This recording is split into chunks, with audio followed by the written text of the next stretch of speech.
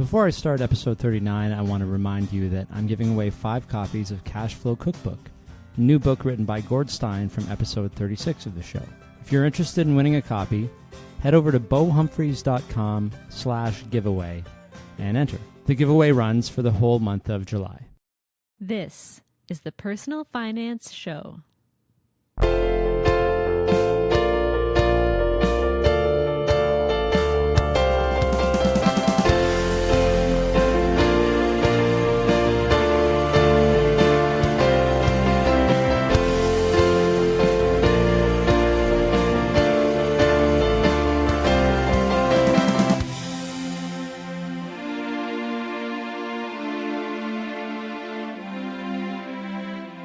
Hi, I'm Bo Humphreys, and this is the Personal Finance Show. Tyler Sheff doesn't believe that real estate is a get-rich-quick investment. His team understands the value of the old saying that slow and steady wins the race. Many people look to real estate as a way to make some quick money or guaranteed returns. But it's way more complicated than that, and if you don't understand what you're getting into, you can easily lose your shirt and more by getting into real estate with a lack of financial intelligence. Tyler started Cashflow Guys because he knows how challenging it can be to deal with all the pieces of the puzzle. Tyler is so serious about making sure that you're a good fit with his program that he doesn't just take anyone as a client. There are some people that just don't have the right mindset to get into real estate right now. And if Tyler notices that, he tells them to keep their money and sends them packing. This isn't about Tyler making money while others lose money. His whole business is about connecting the right people and ensuring that everyone involved is successful. But Tyler didn't get into real estate until later in life. Let's start at the beginning. In a small town called Hamburg, New York. Oh, geez, I can remember my first probably money thought process was when I had my first little business. I was looking to get a job, and nobody would hire me because I didn't have any life experience, right? I didn't have anything to put on a resume. How old are you? Except, oh gosh, I was probably 9 or 10. Okay. I want to say probably okay. 10 years old. Of course, nobody would hire you at 9 or 10. That was upsetting. Yeah, it was very traumatizing to me because I figured, why wouldn't they hire me? That doesn't make any sense. Everybody else has a job. Yeah. Not that's 10, or maybe I was 12. I don't know. It doesn't matter. I was young though, and I just wanted to work because what I saw is everybody else went out and got a job. You know, all my cousins were older than me. They were in their teens and graduating high school, and they had cars, and granted I wasn't old enough to drive, but they had cool stuff, and I wanted cool stuff. And yeah. When I asked my parents for cool stuff, they were like, well, you know, you're going to have to learn the value of money, which I'm like, well, teach me. You know? Yeah, I'm ready. So you're right. Dad's like, that means go get a job. You're going to have to figure out a way to earn the money. So I did your token lemonade stand. Yeah, I guess you can get jobs at that time, right? Yeah, you can get the newspaper deliveries and that kind of stuff. Well, so that was actually the very first job, was newspaper delivery. I delivered USA Today back in the early 80s. Okay. And when it first came out. And let me tell you, I grew up in Buffalo, New York. Now, okay. I know you're in Canada. You're in Ontario. Hey, right around the corner. I'm pretty close to Buffalo, actually. I'm about an hour from Niagara Falls, so. See? You ever tried delivering newspapers on a bike in December? I know the feeling. Right. Doing anything in December. Exactly. So I'm dragging this wagon. Oh, man. Some idiot thought that thing was a sled. It didn't slide. It was. I could have dragged a car easier than this wagon.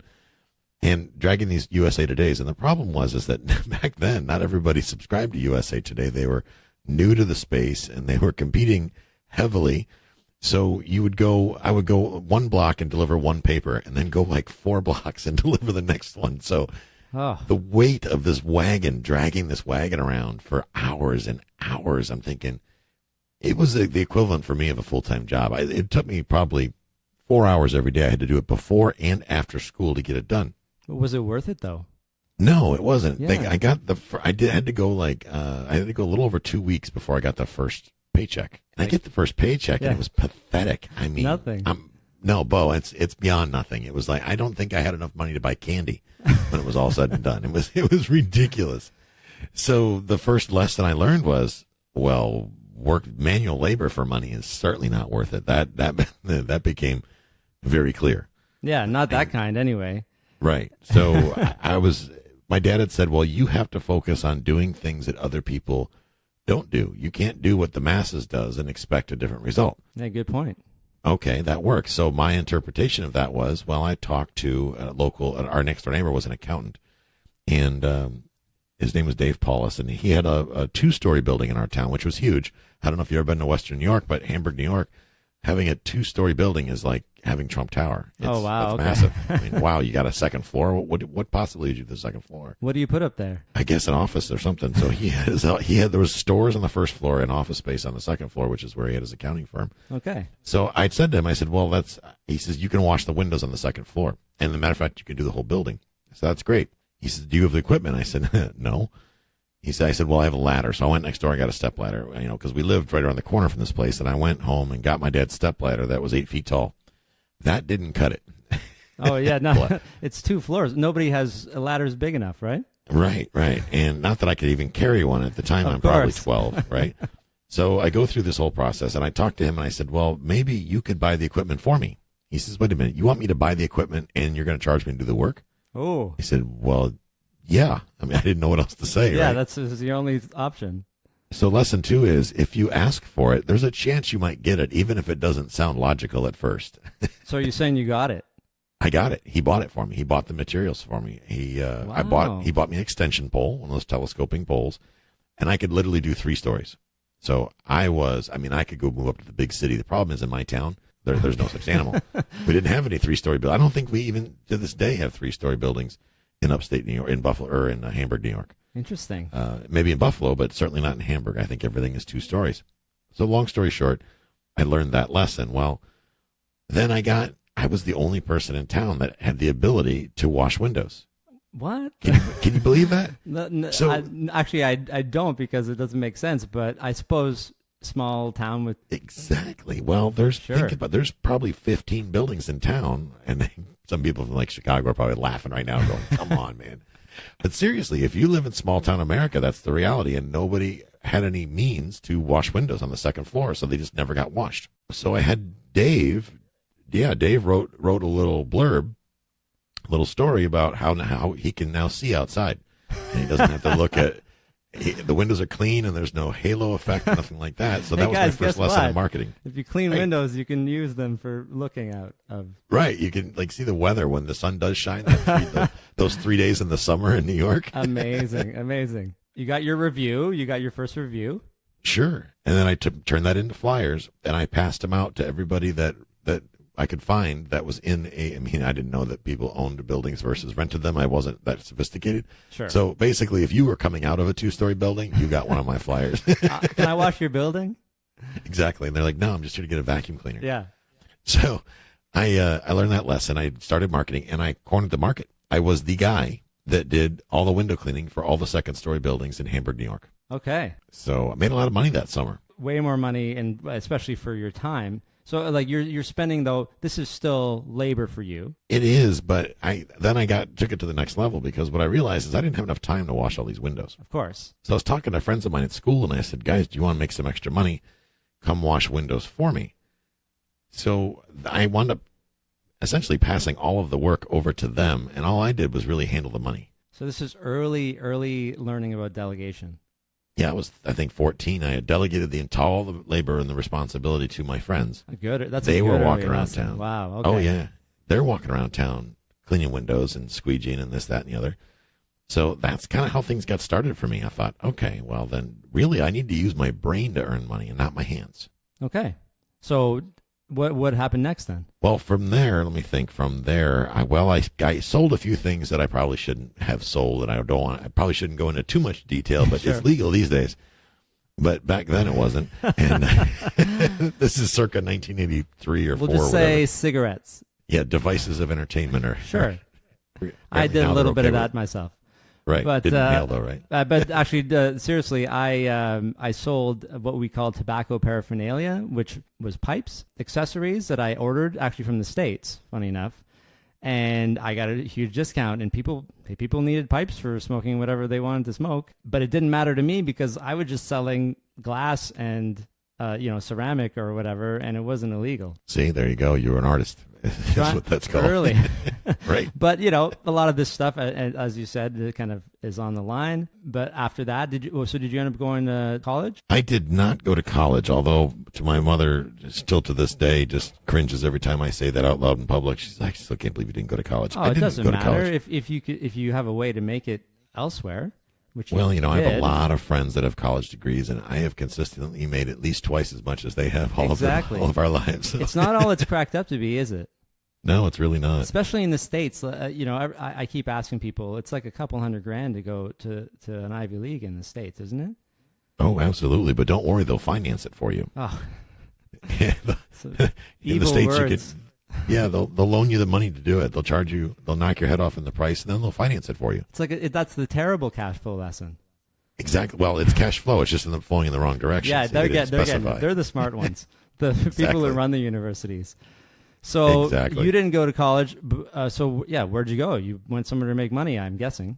Well, no, I actually joined the U.S. Army. Ah, okay. So I was that using kid your that brain. I got so good at sales that the New York State Police decided it would be a good idea if I joined the military. Nice. The kind of sales that you were doing. So Yeah. so you joined, and how long were you in the Army? And tell us a little bit about that. Well, you know, I was in the Army for a little over 5 years. I extended, and when it came to learning lessons, boy, I learned a ton there. But when it came to money, I actually slid backwards. I think I was on a good track when I was a kid because I learned about the value of earning money. The problem is I really never knew what to do with it once I earned it. And my interpretation was, well, let's just have fun and spend it. And that's exactly what I did. So Hey, it's a teenager thing. That's Sure. That's what you do, right? fast forward to 1988, 89, I'm in the Army now, and everything's taken care of. I'm in the U.S. military. You don't have to do anything. I mean, Of course. literally anything. No They budgeting, feed you, they clothe you, right? Nothing right. like that. If you are brave enough to venture off post, off the base, any vendor will finance you. So in 1989, at the age of 19, I financed a brand new Ford Mustang GT. And just because you're wearing a uniform? Convertible, yes, because in our country, if we can finance it, we'll buy it. That makes complete sense, right? I've heard this. Yes, it's true. We are that. Yes, we are the financial embarrassment of the world. Hey, we're not so far off. We got payday loans all over the place. You just think of us as in terms of debt, very similar to you, but you just have more people. So Exactly. So our stats automatically worse. But so I learned that I could just keep buying is what I learned, which is dangerous. I think in 12 months being in the Army, I wound up with incredibly terrible credit.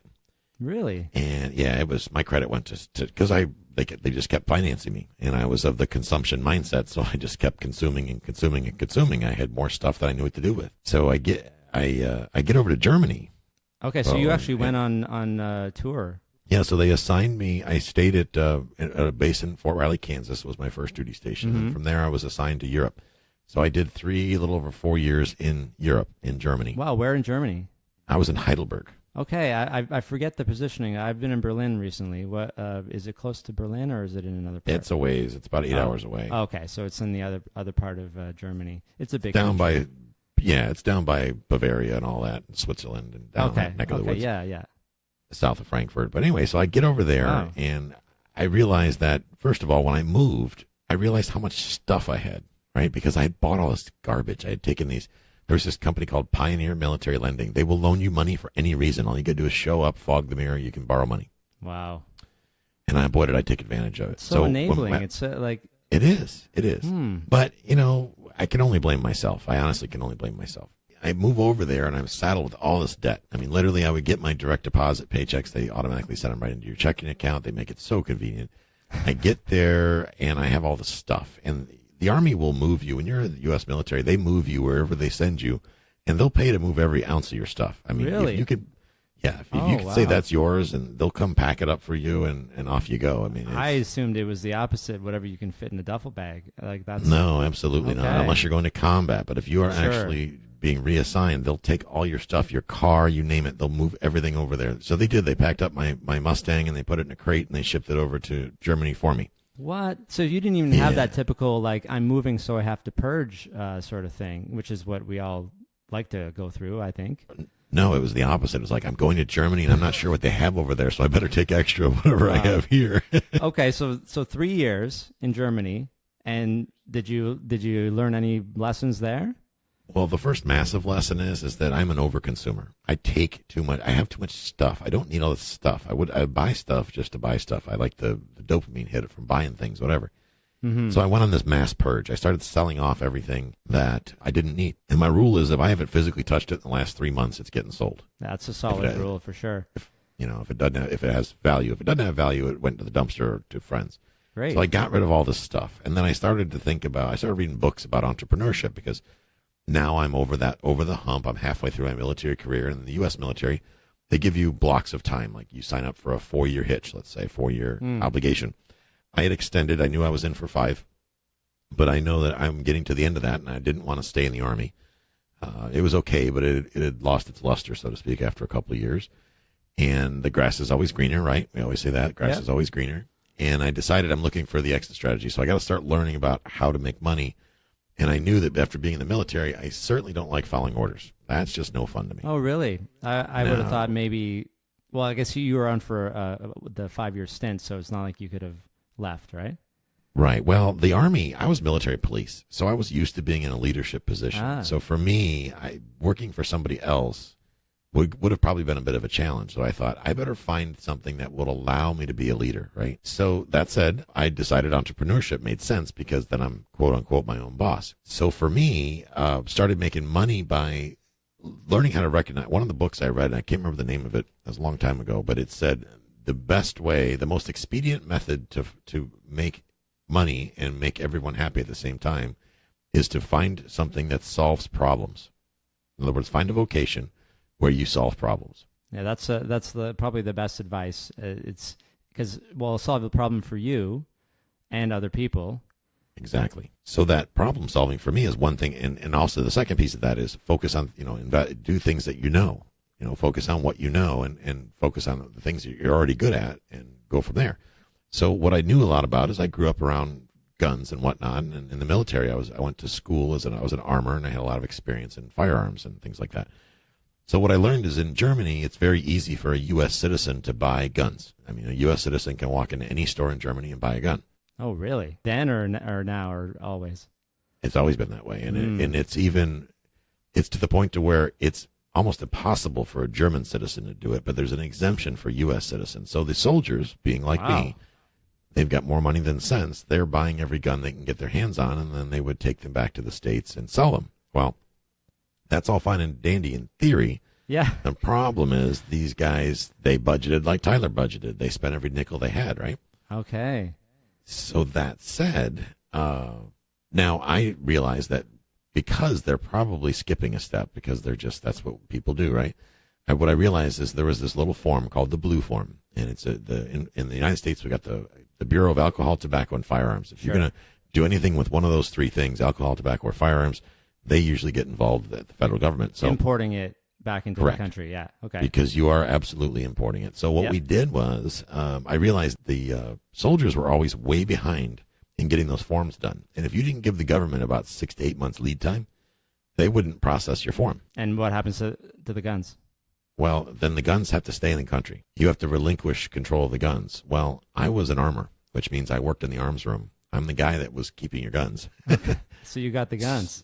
I did. So I gave an opportunity to folks to capitalize. I'm like, well, you can donate them to the military, and the military does not want your guns, so we're going to melt them down as surrendered guns, which would make most people cry.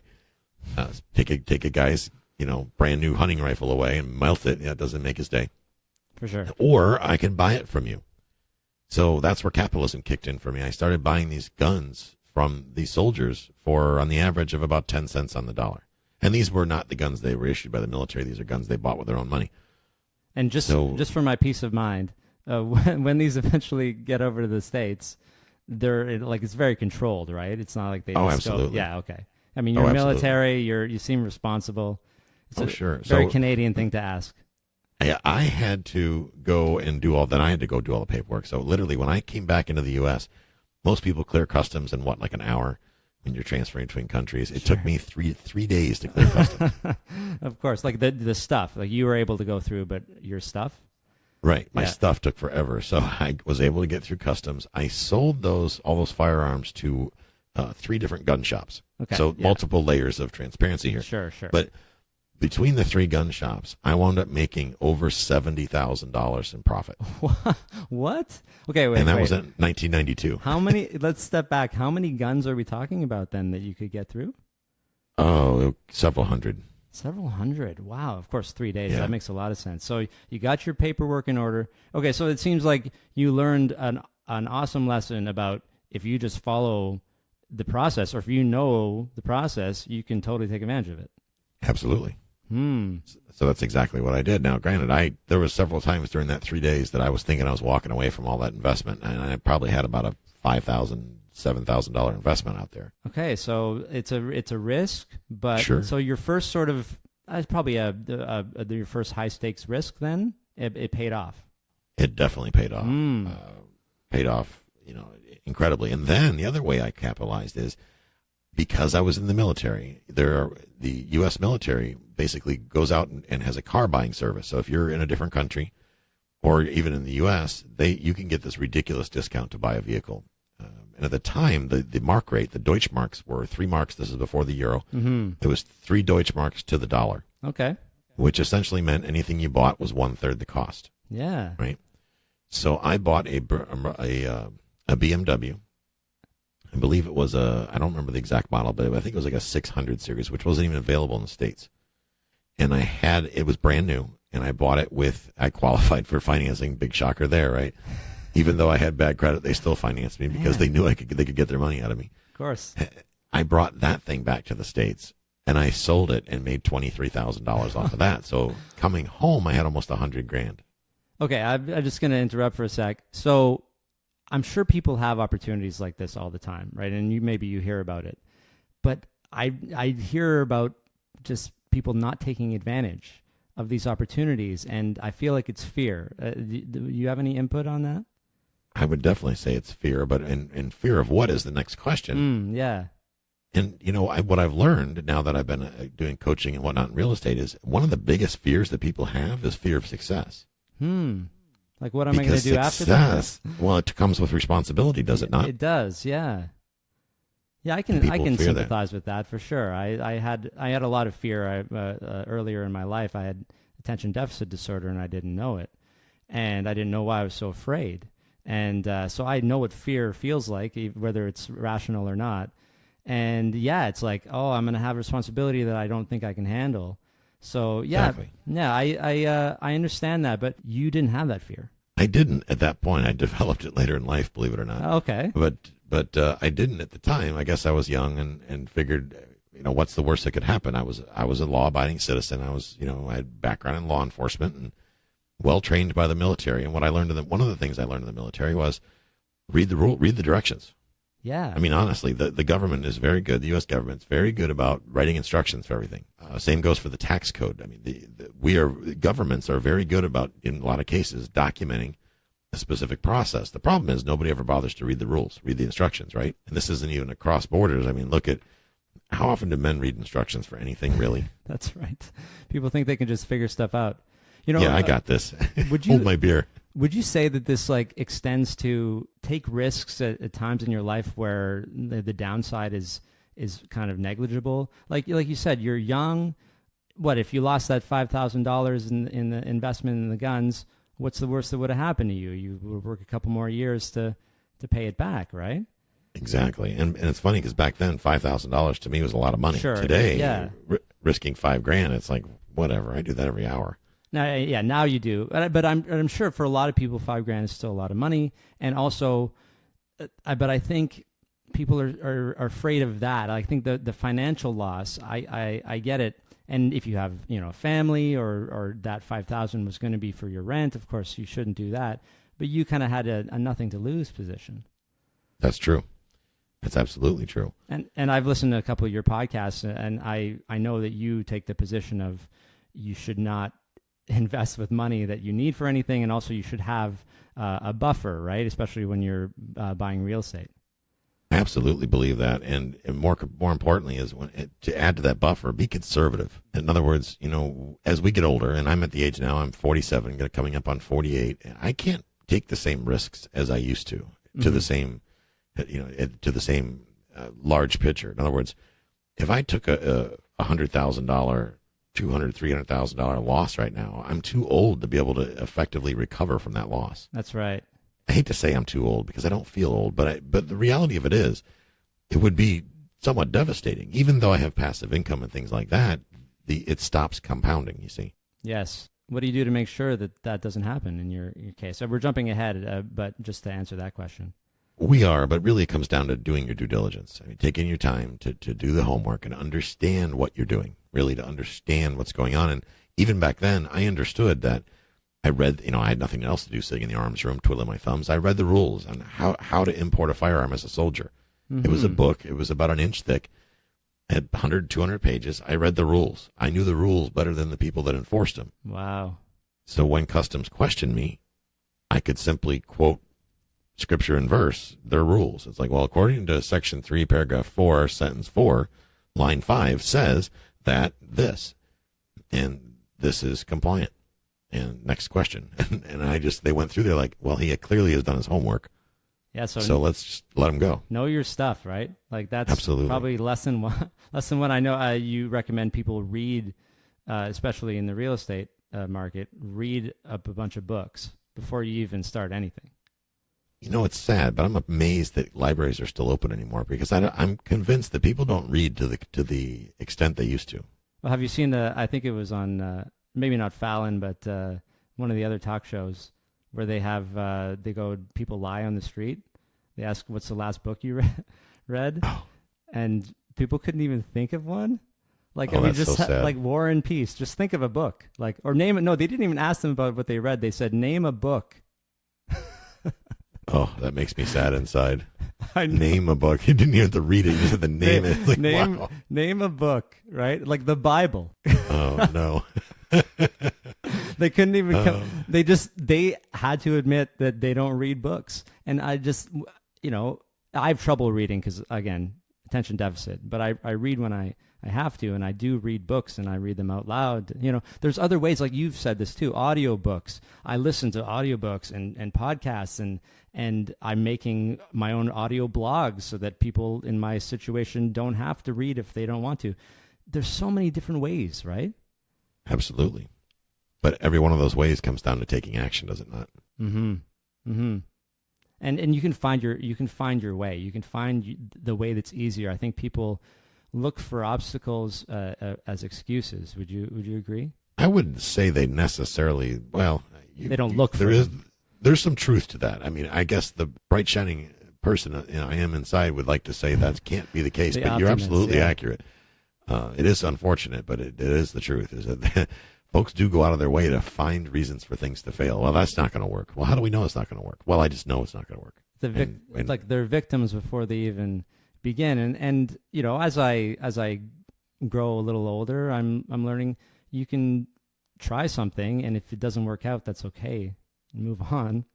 Exactly. But at least give it a try, right? If it's something you're interested in, like if somebody wanted to get into real estate, they could at least just try your stuff. And if they didn't like it, fine. But if they're interested, then give it a try. Or if they like what they're hearing, if they go to your site or whatever, do a course. Well, we even give them a money-back guarantee because at the end of the day, it's not worth it to me to hang on to somebody's money if they're not happy. Some people simply won't do it. And a lot of the courses that we give now, I require people to interview with me before they can take the course. I like kind of that. like qualifying for college because I don't want your money. Yeah. I want you to get financially free. Everybody should do that. Yeah, everybody should do that because then you'll get quality people that actually want to do it and not somebody who's going to just look to blame you for their failure.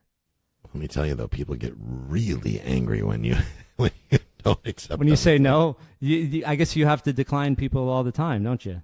I unfortunately do. I get to disqualify quite a few because I think it takes a certain recipe inside of yourself to succeed. Hard work is one of them, isn't it? Hard work, but define hard work. Not necessarily hard labor. No. But it takes the ability to be coachable, number one. I don't think you can learn a new task if you're not coachable. I mean, whether it be the book, a book that's coaching you or a person that's coaching you, doesn't really matter. But for you to learn, take on new information, you have to be receptive to it. You have to open your mind to it. Mm-hmm. Let those barriers down. Absolutely. Okay, back to the $70,000 now. So did you have debt to pay off, or did you have $70,000 now to your name? I had 70,000, period. Great. So real estate, did that begin at that time, or were there other steps along the way? For me, it took quite a ways to get to real estate, but I did get, when I got out of the Army, I first went to work as a security guard. I thought I was going to be a police officer, and I actually went to the police academy and graduated. So you didn't get into the police force?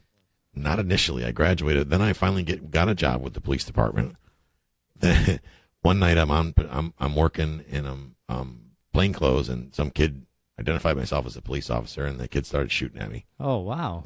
And I thought, this isn't my idea of a good time. And I think I was making $12 an hour at the time. Oh, yeah. I mean, it is a kind of a thankless job, isn't it? Oh, it's terrible. It's just an obnoxious job. It really is. So needless to say, I went ahead and ended the situation. I didn't want any part of it. So I no longer did law enforcement, but that wasn't my thing. For me was when I started taking the time to speak to people and understand people better, the more I listened to people, the more I started to pick up the trends of why they would things were a certain way. Does that make sense? Yeah. You get to understand sort of general population and why they are the way they are. Exactly. And the more you understand people and become a student of people, the more you can really accomplish just about anything, has been my opinion. So that you mean you can meet somebody and sort of assess them and then be able to talk to them in a certain way. And be more able to help them. And really what it comes down to is, and this is kind of how I built my business, is the ability to help people. When you have that ability to take the time to listen to folks and really take in what they're saying to you, well, it kind of changes the whole game, does it not? Yeah, that's a good point. I like to think of myself as a helper, as a coach with people's finances and small business finances. Yeah, it really is just about listening and helping people sort of get to where they want to go. Absolutely correct. How did you start doing that? Well, I started listening to a lot of self-help books and things like that. But one of the things in this book, and probably everybody listening to this episode has heard this or read this book, but it's How to Win Friends and Influence People. And there's one particular section of that book that blew me away and just rings true to me today. People do things, and they think they use Mother Teresa as an example, that Mother Teresa does the things that Mother Teresa does, not so much because of who she is, but how that act makes her feel. And that doesn't take away from any of the good work that Mother Teresa has done, but it does lend itself to the reason, the origin of why she did it. So when you start to think about, well, what would normally be called selfish, when that becomes a place of reality, well, now you can look at things at a whole different perspective. That's Dale Carnegie, right? It is, yeah, Dale Carnegie. So you're saying you're doing it to feel good, but you're helping people, so it's okay. Exactly. Yeah, exactly.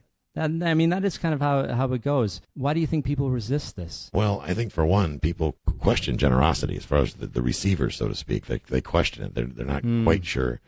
And then society has taught us. I mean, all the lessons we've learned is from children to adulthood have taught us that, that selfish is a bad thing, right? If you're selfish, if you're focused inward, that's a bad thing. Yeah. Shame on you. You're not, you have to share with your brother, share with your sister, share with the little kid down the street. You got to share. And the problem that we run into, though, in society as humans is that a lot of folks share to a fault. They share to the point to where they're actually eroding people around them because they become a liability, not an asset, if that makes sense. Yeah, they're sharing to their own expense. And meanwhile, exactly. You can have the best of both worlds by helping people, but figuring out how to make money at the same time. That's correct. Which is where you headed.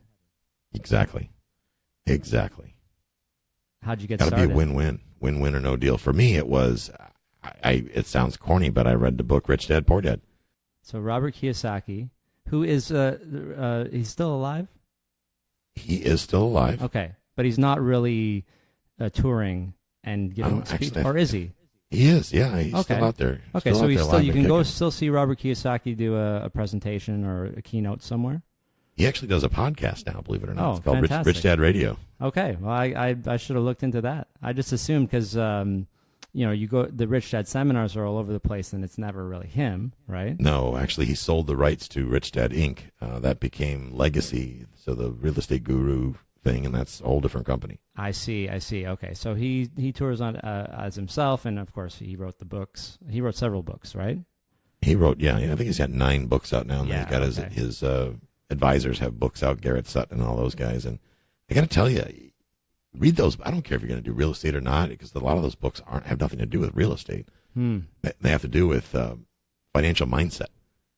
About building wealth, right? Right. And I think there's not a lot of us out there that are really talking about financial mindset if you think about it. For example, we, in America, a society exists, like I said earlier, that if we can finance it, then so be it. If we're approved, that means we must be able to afford it. Oh, that's so upsetting. It is, but it's reality. You can't take away from the fact that it's reality.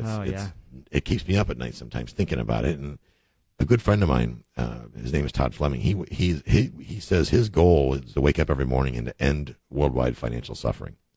He's fantastic doing goal. Yeah, it is. It's a heavy one, but he's doing that by educating folks, right? Mm-hmm. And he's come up with systems and ways to educate people in snippets, because let's be honest, in this world, everybody has a short attention span. It's got to be bite-sized. It has to be. They say what the average attention span of an adult in today's day and age is is less than a goldfish. Again, I can relate because of the ADD, but right. Yeah, but I had to get over that, and still I adjusted my life in ways to be able to still do stuff by bite-sizing it myself. But yeah, some people don't have ADD and they have that problem. Well, most people don't have ADD and still have that problem. I hate to tell you, it's become epidemic proportions. So, getting the ability to take in information slowly and surely, and like you said, you have ADD. I have been diagnosed with that as well. I've gone through some therapies that have helped me get through that. Mm-hmm. And now I can sit down and devour a book and actually retain the information. Yeah, I'm hoping to get there one day. I mean, I can do it. It's still hard. But that's good to hear. So by taking in the information, and more importantly, applying the information and realizing, you got to think about what's on the other end of this. I could do all this but this is a struggle. Mm-hmm. I'm going through an exercise with my students right now, and it's for me, but it's also for my students. And I don't want to ever ask anybody to do something that I wouldn't do myself, right? So I'm going through this method to where I'm highlighting all the expenses in my bank statements, both personal and professional, in categories. In 3 different categories, red, green, and blue, and which the red ones are the ones that I absolutely have to have. Those are my living expenses. Yep. I can't get around those. Actually, I'm sorry, those are the green. And the blue are questionable, and the reds are things that are just garbage. For example, I pay $148 a month for a membership at a country club. Yeah. I justified that because I wanted a place to go entertain clients. Well, I don't entertain clients there. I wind up going everywhere else but there for whatever reason. But you have the available cash flow to cover it, so it's not breaking the bank for you, so it stays there for now. Right, and I've paid for this for over a year now, and it's up for renewal, and I'm thinking I'm not going to renew, and then I justified it to but the story we keep telling ourselves in our head is, well, I have this reason and that reason and this reason. Mm-hmm. No. The other one was, well, I'm going to go swim in the pool. Okay, maybe I've done that 10 times. So I paid $1,400 to swim in a pool 10 times. That doesn't make any sense. A couple more years, I could just pay for a pool and have it in my backyard, right? Yeah. That is a good point. So people don't audit like this, do they? I mean, we recommend everybody tracks their spending, and you can track it, and if it doesn't exceed your income, or you have money left you took care of saving and investing already, then it's your money to spend, right? But maybe you could reach your goals quicker if you did more of an audit like you're doing. Yes, and that's where the problem begins, is that, we're taught to audit, and I do it, and you audit, but what you're doing is you're saying everything is correct or everything's not correct. But you're not going into, does this make sense or does this not make sense? It's a whole different conversation with yourself, right? And it takes time and experience to determine whether things are valuable to you or not. Exactly. And for me, it was, I wasted a whole year of paying for the country club. I don't play golf anymore. I haven't played golf in 20 years. So I could swim in the pool. I'm going, well, there's $1,400. And the fact that I can afford it is irrelevant. It comes down to, I could have reinvested that money into something else You could have bought those cheap pieces of land that Mark was See? talking about. There you go. There you go. Or, I could have bought, who knows? I mean, that would have paid a year's worth of jet ski payments. I mean, whatever. Sure. Other things that you actually, and because you enjoy and you get value from your jet ski.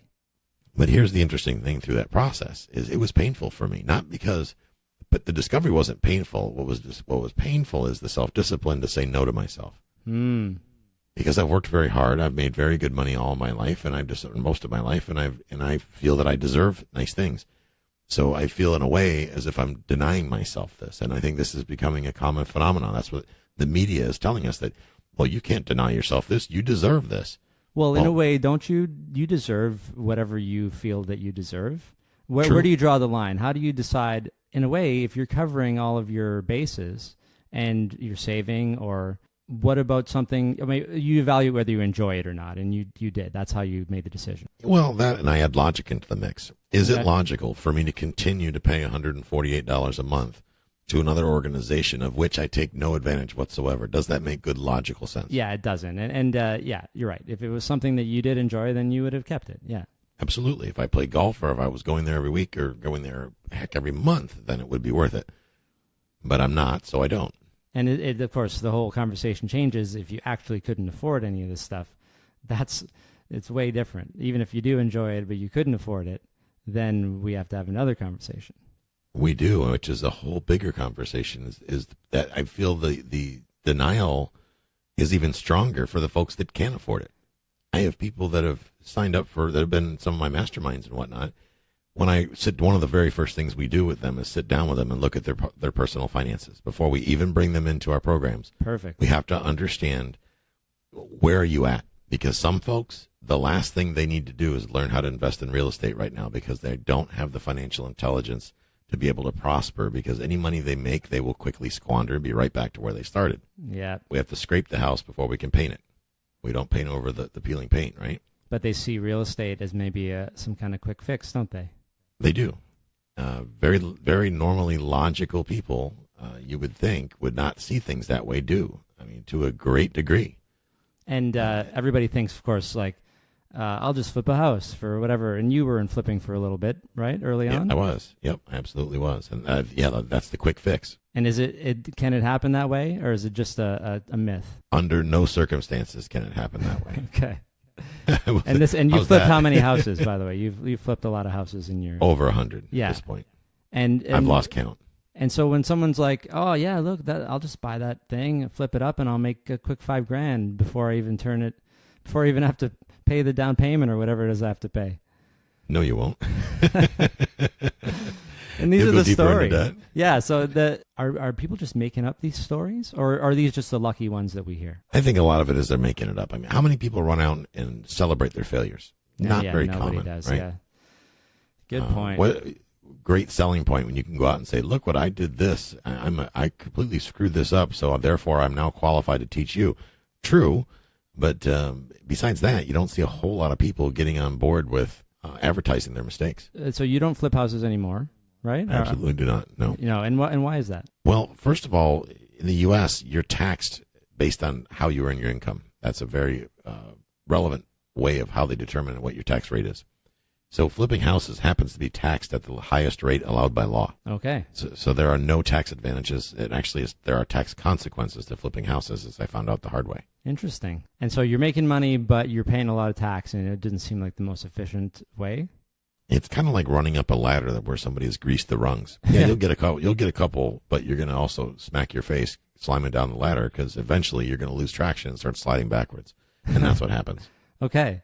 So, and of course, I keep getting ahead of myself, but you read Rich Dad, Poor Dad and learned about real estate. I did. And what I learned was the basic principle of all I really needed to do is okay to do real estate. I had that part right. Where I goofed up was taking a perfectly good cash flowing asset and selling it. Okay. So what can you talk about, say, your first experience? Like after did you keep that $70,000 from the guns and just keep it in the bank for a rainy day, or?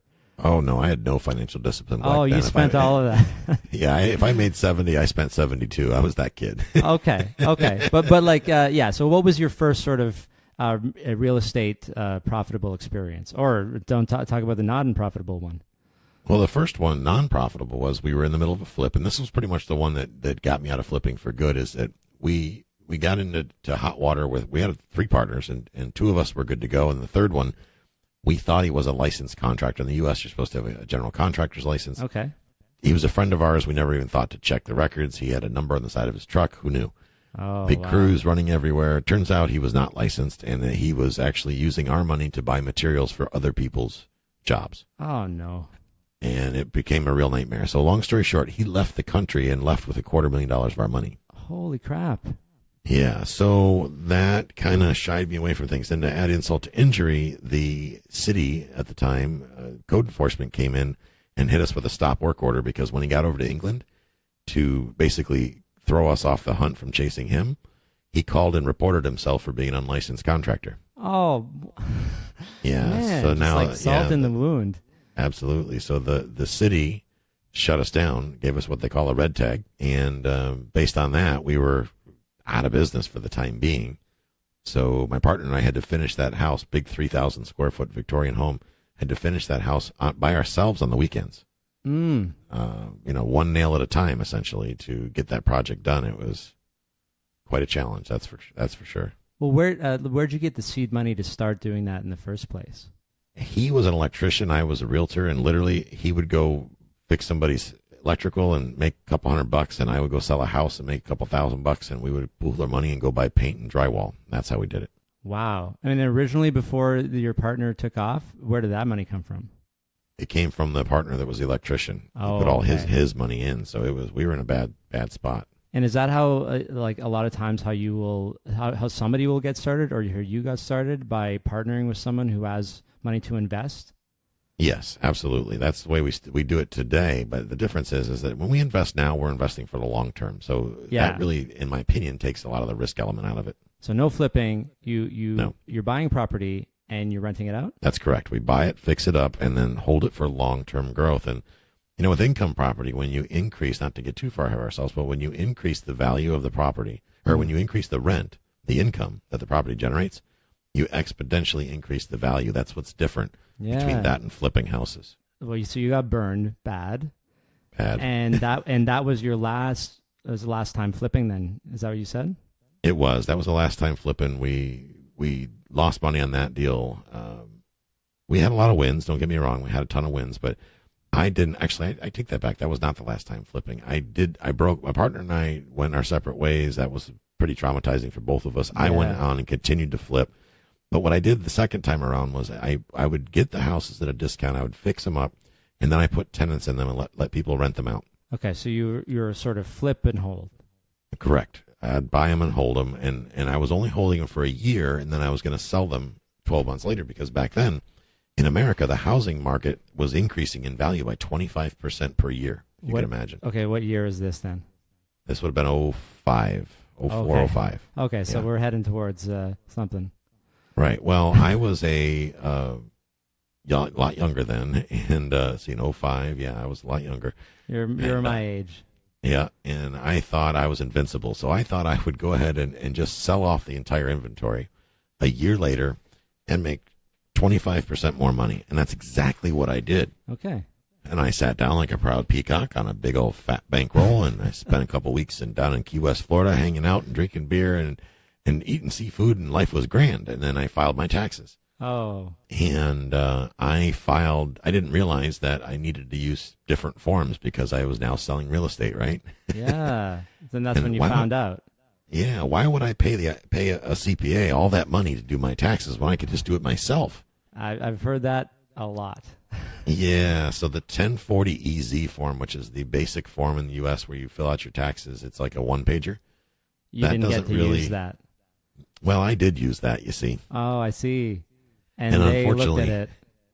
Yeah, the IRS didn't agree with that, and my charm didn't really help in that situation either. So I think they have some kind of a charm barrier. They do. Yeah. Zero personality whatsoever.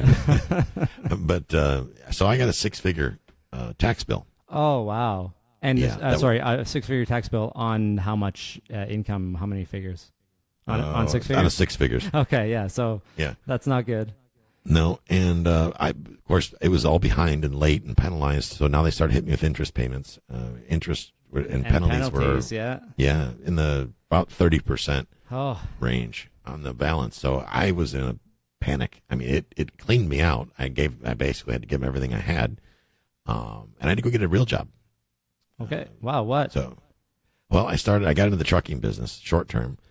And I had the trucking business going for a while, actually, at that time. And when the tax bill hit, I was a little delayed in getting the tax bill. But I wound up working for the federal government, the U.S. government. Okay, yeah. After giving them all of your money. Right, not with the IRS, but I wanted exactly a different branch of government. I needed something full-time and dependable. So I went to work for the U.S. government, and I was working as a mariner on a government research ship. Wow. Which is so big change in story, right? Yeah, because you were in the Army, not in the Marines, right? Correct. I was in the Army, not in the Navy and the Marines. Yeah. So I get out there and I get the job, and what I've discovered that you can get a job with the U.S. government and be a superstar if you basically just show up. you don't really have to do anything; you just have to show up. Oh man, well, you know how to do that. Yeah, so being, showing up early, which was shocking to them, and not stealing and doing what I'm told and doing a good job, I was promoted really, really fast. Okay. So my income tripled inside of 2 years. Wow. Okay, but is this anything compared to the income you were making in real estate? Oh, it was far more than the income I was making in real estate because I could count on it. You see, it was consistent. Oh, okay. But here's the problem thing I didn't account on. One more time, again, now I'm earning this 6-figure paycheck again. So I'm being taxed through the ceiling again. Mm-hmm. So one branch of government's giving it to me, the other one's taking it away. Man. Yeah. So at that point, I dove back into Rich Dad, Poor Dad. I bought the book when it first came out. I think I got through about the first chapter. In my mind, I said, this isn't for me. I put it down and didn't pick it up again for years and years and years. I wish that wouldn't have happened, but can't go back and do that all over again. So I read the book the second time, and I was like, oh, I need to change how I earn my money. If I change how I earn my money, I can change my entire wealth plan and actually, have one. What a concept. Sorry, were you still spending all your money at this point, or had you kind of gotten better at that? I'd gotten better at that. I gotten a lot better than that. I had gotten good credit, and I was being responsible with money.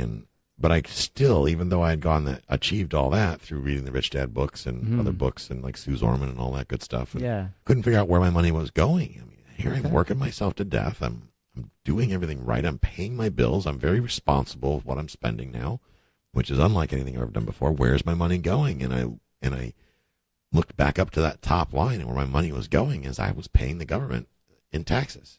So the net money you were getting didn't seem worth the amount of work you were putting into it. No, at the time I was working on the average of 14 to 15 hours a day, 7 days a week. I worked an 8-month consecutive stint with no days off. Out in the water. The sea. Yeah, wow. out in the ocean. So was it worth it? No, absolutely not.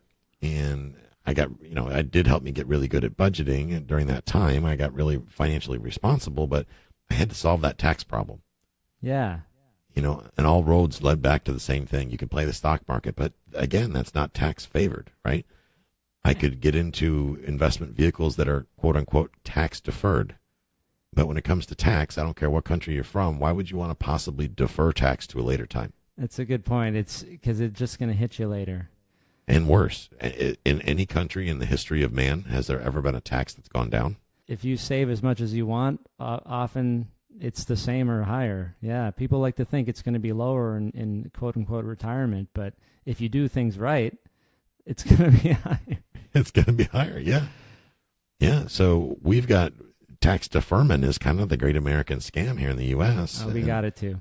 Yeah, I'm sure you do. And people are not, instead, change how you earn your income. Yeah. Because every government writes their tax laws based on what the needs of the country. In other words, if your country needs jobs, which every country does, they usually, any country you go to, will give tax incentives if you are somebody who provides jobs, because you're basically providing to the economy. You're bringing money to the economy, and then the government will make their money in the form of sales tax or property taxes, whatever type of tax they're going to get off of you following their directions. You see how that works? And that doesn't matter what border you're standing behind. It applies anywhere because that's just basic economics. It's like it's all intentional. They have this plan to take our money. And I mean, hey, if they spent it all on great stuff, I would be totally fine with that. They're just not very good at that, are they? No, they're not. Well, government is, it's a business, and a lot of people don't realize that government is a business. Well, we get healthcare, which is kind of nice. I have to say. It is nice. So I don't mind. I don't mind that that's included. If I have to pay a little bit more, just to be able to go in and have something happen and not get a $15,000 bill is pretty good. That is pretty good. Kudos to Canada for that. That's for sure. Yeah, exactly. I mean, you guys have talked about it, I'm sure, over the years, and you got some things happening, but no, it never seems to be a favorite of the American general public to have free healthcare because it means more taxes, isn't it? It does, and it also, I think the lobbyists have something to do with that. They bicker back and forth in Washington, and who knows? And it's not free. It's not free, is it? We say we have free healthcare; it's included, and only because we're used to paying whatever level of taxes we're paying. That's Absolutely. The only reason it's free to us. So it's a good thing to remember, I guess, if we're trying to compare the countries. But then you're still saying you're paying too much tax in the States. Well, absolutely. And really, it comes down to, I don't believe I pay too much tax anymore. I learned it. I learned how taxation works from a very basic sense, because at the end of the day, it's not very complex. They write a book. All countries do. It's their tax code. If you do this, we will tax you for that. If you don't want to pay tax, do these things. So you A, B, C, D, E, F, G. You found the place that had the lowest tax. I mean, found the place in the book. Yep, the things that have the lowest tax, the things that you can do that generate the lowest amount of tax obligation. If you simply just do those things, you're good to go. It's that simple. And that's exactly what I started doing. And that's rental income? That's rental income. Rental income is the lowest taxed income out there. And I got to look this up in Canada because I'm not sure that that's the case. But it is in the States. This is federal tax? This is federal tax. So anybody in the States, that's your lowest. That's very interesting and good to know. Absolutely. I believe in Canada the same applies. Passive income is amongst the lowest taxes available, passive income, where active income is always taxed higher. Active income is higher. I know dividend income is much lower, and capital gains are taxed at 50%. But I haven't actually explored rental income, so I'm going to have a look at that for sure. Yeah, generally, passive income, they can be putting that money, that's just money is getting infused into the system that doesn't, quote unquote, depend on you. Yeah. So if you think of it, it's quite logical. Okay. Yeah, that sounds great. So you're still working on the boat, though? Still working on the boat, and I decided that if it was even possible to replace my income, my government income, with real estate, then I was going to give it 6 months, because one of the reasons there, for me just to not have to pay so much tax, in the U.S. they have what they call comp time, if you work for the government, which means if instead of taking overtime, you could take compensatory time or compensatory time. So if they owe me an hour overtime, I can take an hour paid vacation. Okay. So I had accumulated about 7 months of paid vacation. Because you're working 14, 15-hour days. Exactly. And I decided to capitalize on that. I said, okay, well, here we are. I'm going to go ahead and take my time, take it now. So they weren't quite pleased with that, but they really didn't have anything to say about it because, it was my time. They wrote the book. Right. If the government can't argue their own book. That's true. So I did take that time, and I came home and got invested in real estate again. And the first thing I did really to make the money is I learned how to leverage other people's resources. And when I got focused on that, because if I focused on what I have, well, that wasn't going to get me very far. And how do you do that? Like you're talking about finding investors and convincing them to buy property with you. Well, for me, I found people that don't have the same skills that I do. In other words, you have certain skills, I have certain skills. If you put us together on a project, let's say they stick us on a desert island. Yeah. Right? I was in the Army. I'm pretty good at building shelter and hunting food and things like that. Let's say you're really good at organizing and coming up with systems and plans. Yeah, I'm going to die by myself. Right. And I could myself too, guys, wear myself out. Yeah, right, and good work. point. But together we would be unstoppable. Yeah. And So that's the exact same thing we do with investing. Exact same thing. is that what Robert Kiyosaki talks about too? Yep, absolutely. Is the leverage the resources of those around you. I admit I've been aware of the books for so long, and I went to a seminar, but I never have read them. But I know the key is building wealth instead of working for somebody else, right? Absolutely. But it's about leveraging the resources of others. Okay, yeah, the leveraging is something that I've never really dove into. So this is the key, because you're right. No, nobody, you don't have lots of money. Somebody has lots of money and they don't know what to do with it. Exactly. That's when the game changer starts. And this is how, and I think you already mentioned this, but this is how you teach people too. Exactly. Exactly right. I teach people to leverage the resources of those around them. And we start that process by documenting with a database, probably the most important thing you can have in business. I don't care whether you're in the retail business or real estate or you're digging ditches for a living, doesn't matter, is to have a database of everyone you know and keep records on. I mean, there's a reason why Facebook keeps records on everybody, right? Because data is power. Yeah, so much more today too. Oh, yes. It's with the ability to analyze everything with artificial intelligence, and everything's learning. So the more that we have, the better. I mean, that's my opinion, I guess, because I have a view of this is all going to help everyone. I hope. But it is a little bit Big Brother as well. So hopefully we can find the balance between the two. I guess I'm very open with my data, and in the like I just said, in the guise that it will be used for good. Yeah, it sounds really naive when you say it out loud, actually. Yeah, I suppose, but I can't say I disagree. I'm kind of the same. I got the same mindset. It's like, well, if they really want it, they're going to take it anyway. I mean, it's not like I can keep it from. It's either that or give back my iPhone, which we know that's not happening. So, well, yeah, the only ones who are really protected are the Luddites, and or I guess a flip phone is still something that a Luddite might use. Right. But no, you got to avoid technology completely. I just say, if you're not doing that, just embrace all of it. Exactly. Maybe that's a little extreme, but you're right. That it all helps, right? And you keep all of this information, so you make everybody kind of put that together and say, hey, who would you partner on this kind of stuff? Who would be interested? Exactly. You take the time to figure out who has things that you could use. For example, I have a friend that's an attorney. My attorney would like to invest in real estate someday. I also know that he has services that could be beneficial to my business. Yeah. So when I find the opportunities, I'll say, hey, we'll use Sean, for example. Hey, Sean, I need some legal help on this. And instead of you sending me a bill, how about, and it could be simple as negotiating with another attorney, right?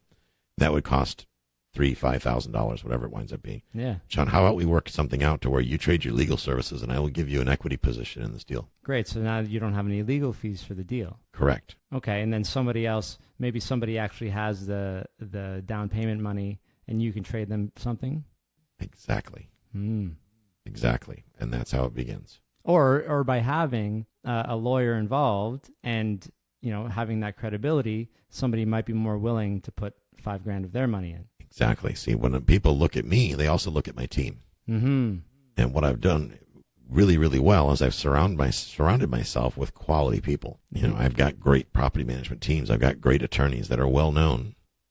And when you put those people around you, you automatically look better. This is a great general lesson. Real estate or not, doesn't matter what business you're in. You have skills. I mean, that, admittedly, I hope people don't think that they need to be able to do all of this stuff when they're 21 years old. You need experience in something, because what are you going to like you said, when you were 9 or 10 or 12, you're like, give me a job, and they're like, you have no experience. Exactly. So that's what I think a lot of either high school graduates or even university grads think, oh, I'm going to go and do this now, and then they do fall flat. I had that happen to me as an adult. I was told I had a rough part of my life where I wasn't making much money, and I went to go apply for a job waiting tables, and the manager laughed at me and said, "You're overqualified." What does that mean? Oh. I need a job. Well, because you can't wait tables. Dude, I don't remember what it was. I sell apartment buildings for a living. How could that be?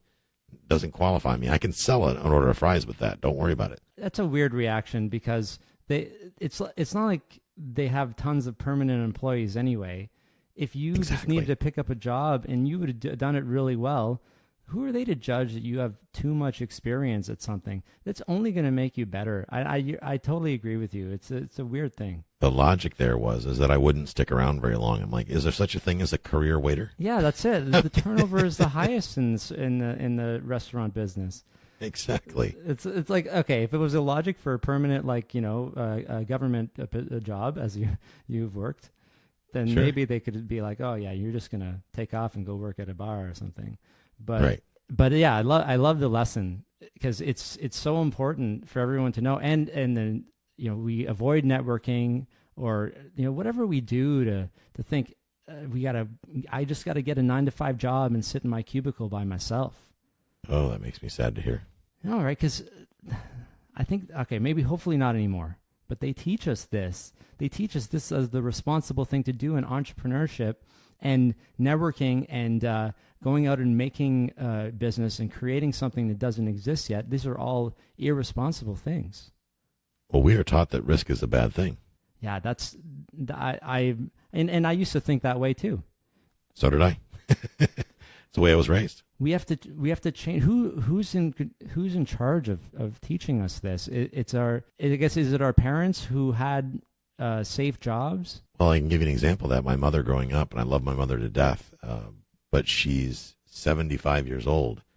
She's been a realtor for 40 years, right? And she's essentially doesn't have any money. She doesn't have enough money to retire. Yet I'm financially free. So the formula is passive income, which is taxed at a low rate, and using other people's money, or leverage. Using other people's money sounds a little negative, but yeah, a lot, for their benefit, right? People invest and they get benefit. See, that's the perception. That's what you just said keeps people out. That sounds a little negative. You're absolutely right. Yeah, you're right. And a lot of folks it does, and nothing wrong with that. It's just a change of mindset. The flip side of that is, how many people, Bo, do you know that probably shouldn't be trusted with their own checkbook? Yeah, exactly. But have money, right? I'm trying to help them with that. That's exactly. Is it reasonable to think that you could probably do better with my $100,000 than I can? Probably. Mm-hmm. So that said, if you took a small portion of that as a fee, right, or you are allowed to use that money to both yield me a return and make yourself some money, is that okay? Well, it's in essence what the model of a lot of people's jobs.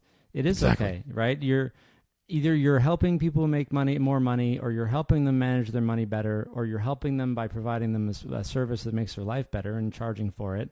That's what you're doing.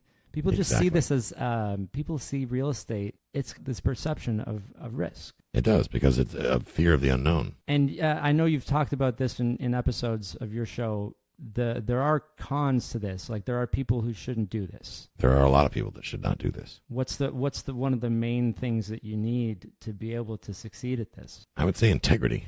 And can you elaborate on that? Well, it's very easy. What people will find is that they get involved in real estate investing. It becomes really easy to find people that have money, but don't necessarily have the incentive or the knowledge or the comfort level to invest independently. So once people realize that you are somebody that understands how to make money in real estate, which is, and you understand that it's not rocket science, finding the money is not going to be hard at all. However, because you are dealing with people that are not necessarily sophisticated in all matters of real estate, it is very easy for people to be taken advantage of. I see. And a lot of what we call them in the U.S. bad actors, that is actually a legal definition, as a bad actor. They tend to take advantage of things, and sometimes it's simply by carelessness. Going back to what I talked about before, getting your money right, you talked about that episode of mine on my podcast. You got to have that financial intelligence. You have to have that financial discipline. There's a lot of people out there that have terrible credit and are bankrupt, that are leveraging other people's money into investments. And my thought process is, wait a minute. If you are broke and destitute and have bad credit, you shouldn't be handling somebody else's money. No. Because you clearly cannot handle your own. You got to get your own house in order, no pun intended. You're absolutely correct. It's the same thing with investment, with advisors, with financial planners. There's a handful of people who have given the industry is a bad reputation. Yes. How do you make sure that somebody you're dealing with is chock full of integrity? Well, number one, I would want to talk to other people they've done business with. Sure. But not necessarily people that they recommend. No, like go talk to Johnny. yeah, and then they just pick up the phone and change their voice, right? Right. They gave me references. Have you ever had anybody give you a reference? Or they said, run screaming. No. Yeah, exactly. A lot of folks will complain. So I don't really believe a lot of what's online. So I recommend start with a criminal history check. Okay. That's available in every demographic. Do criminal history search. You can usually get them done for either free or for a fee, depending on where you are and where you look. But check their criminal history. I would want to see I want to see their tax returns.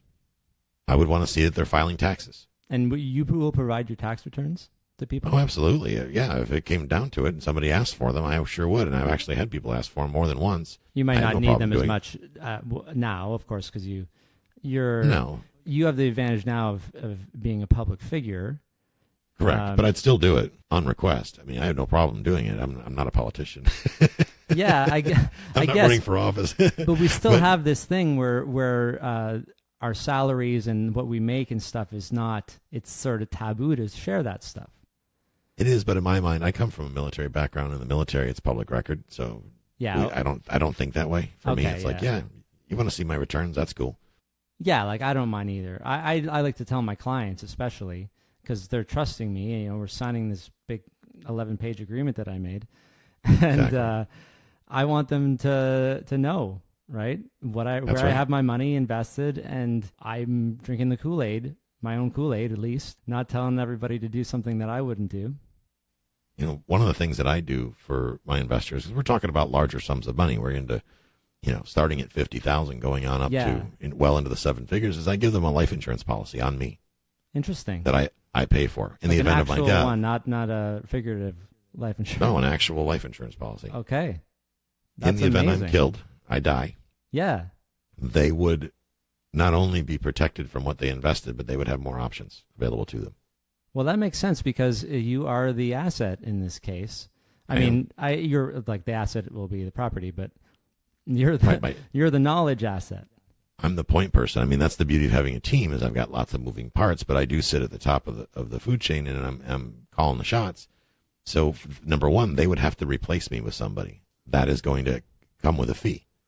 Mm-hmm. So if I died, they would probably have to hire some sort of an intermediary to come in and assess the situation, whether it be a forensic accountant, an attorney, whatever it may be, some sort of a lawyer or legal thing. All that is going to come with expense. So to ease that burden and to ease the investor's mind, I simply offer them a life insurance policy and problem solved. Wow, that's I've never heard of that. It's very unique, and of course, who wouldn't trust that, especially if it's legit insurance documents that they're looking at. Exactly. So I feel like I've taken up a lot of your time already, but I want you to tell everyone, like, how do they figure out how to do all this stuff? Like, what are your resources? What are some free ones, some paid ones? I've got lots of free resources. Actually, I'm full of free resources and very few paid resources. So good for you guys. You can go to Cashflow Guys. That's cashflowguys.com. I'll put the links in the notes too, so no worries. And you go to my website. My podcast is on there. There's links to my YouTube channel. You can search my name or my brand, Cashflow Guys, on YouTube, and I've got lots of free information on YouTube. Are you almost at 130 episodes? Did I look at that right for the podcast? I am, yeah. I'm coming up there. Actually, I just recorded 131 this morning. So wow, that's good. I'm at 30. This will probably be 37 or something like that. So it gets funner. I got some catching up to do. Right.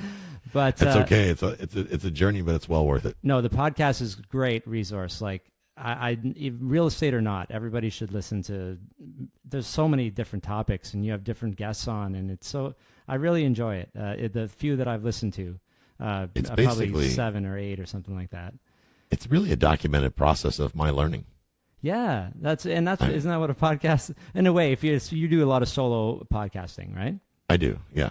And I think of something like, what is subject to? So I'm going to dig deep and understand that subject, and to be able to teach it, because the true measure of competence in a subject is your ability to teach it.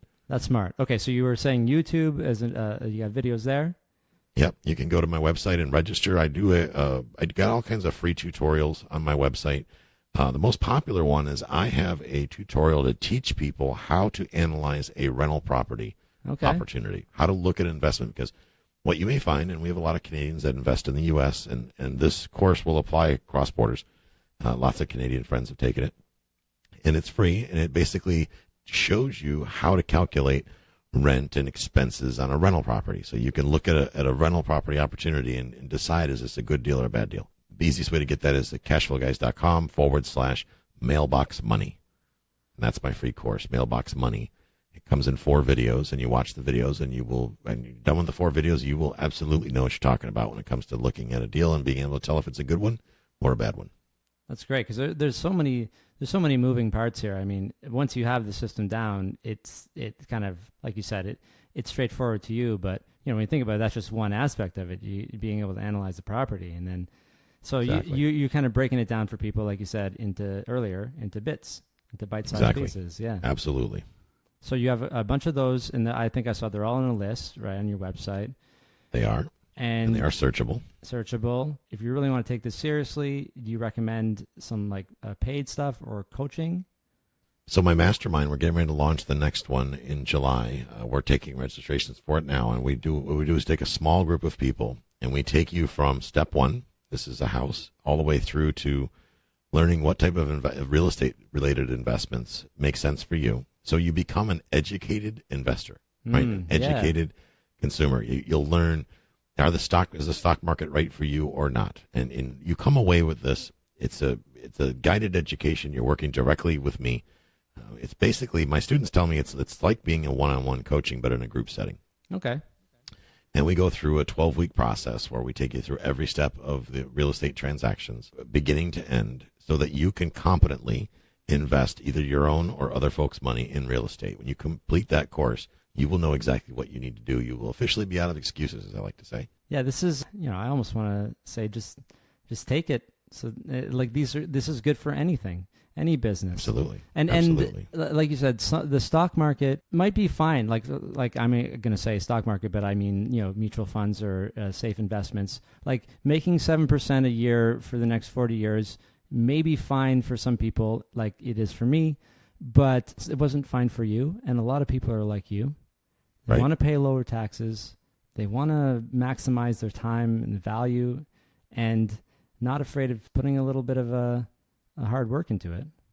Well, you got to think about the person that not everybody has a ton of money to invest to begin with. Mm-hmm. And although these days I deal with larger numbers, there was a time that trying to amass $10,000 would have been crippling to me. Yeah. Fortunately, that is no longer the case.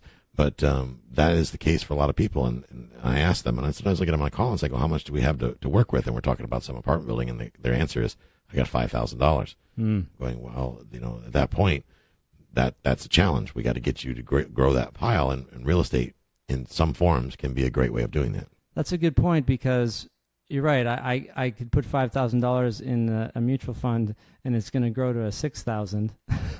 That's right. But with the skills you're talking about, and you're talking about leveraging other people's money, that you can actually make that $5,000 into a lot more if that's all you have to work with.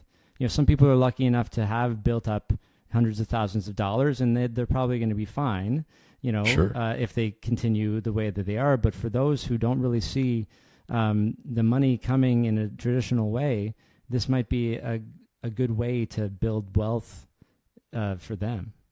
Absolutely. Yeah, I think I see where the draw is, because the risk is low if you do it the right way. Well, there's 2 ways to retire. You can either amass a pile of money or figure out a way to generate a stream of income. Mm-hmm. It takes one or the other. And unfortunately, modern society thinks that playing the stock market or playing investments to where you got to already start out with a big pile or be 21 when you start. What does the 50-year-old do that only has 10 grand in the bank? How do they retire? If you come to the game a bit late, which is a lot of people, unfortunately, it's they just never thought about it, and I meet them all the time, and they're just trying to get by, and there may be a point where they have to go on, old age security or something, and that's all they're going to have. And let's tackle that early if we can, right? Figure out some way to prevent you living on Social Security. I don't know about the Canadian retirement program, but the United States retirement program is broke. It is, It cannot afford to pay retirement for even somebody my age, and I'm 47. So by the time you get there, you're not going to get any help. Correct. So what do? Do you continue? What are you bagging groceries at 70? I don't think so. Yeah. So it's important for people to at least think about this. And, if they have a plan that they believe in, fine. If you don't, build some skills. This is a skill you can build early. It's not going to be for everybody, but it may be for you. So, just check out all your options. Absolutely. Your website is great, and I appreciate that. Thanks so much for, the podcast is great, website is great. Thanks for coming on the show. It's really kind of enlightening to me because I do get a little bit trapped up in got to have a balanced portfolio of ETFs, right, as the only solution.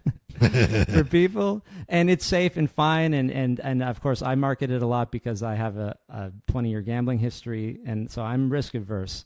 I'm recovered, but it made me not scared, but more sort of solid and conservative, if you will. But I know that's not for everybody, and I know some people maybe just have, like you said, they have a little bit of money or just the thought. The knowledge, and you could put a little bit of money of yours into something and then pair it with other people's money, and you get somewhere with that. And grow it exponentially, absolutely. And really, that's the nature of what I do at the core. I mean, at the core, before we wrap up, I am a real estate syndicator, for those that don't know what that is. And what I do is I bring together groups of people that don't have enough money initially on their own to take down large investment opportunities. I pool them together under the watchful eye of the government, and we go in and buy larger assets together as a team. And that's the core of what we do, and that's what I teach people to do, is exactly what I do. Yeah, and I don't think people would know where to begin, but there are people like you everywhere, and there is you, so they can go to you, but you got to start somewhere, at least kind of educate yourself on the options. So absolutely. This is great, Tyler. Thanks so much. Thank you very much. I appreciate it. If you like this episode, please subscribe to the podcast on Apple Podcasts or wherever you get your podcasts. It would mean a lot to me, and it only takes a few seconds. Thanks so much for listening to this episode of The Personal Finance Show. Next week, my guest will be a good friend of mine, Mark Rivard. He has a great personal finance story, and I'm excited for you to hear it.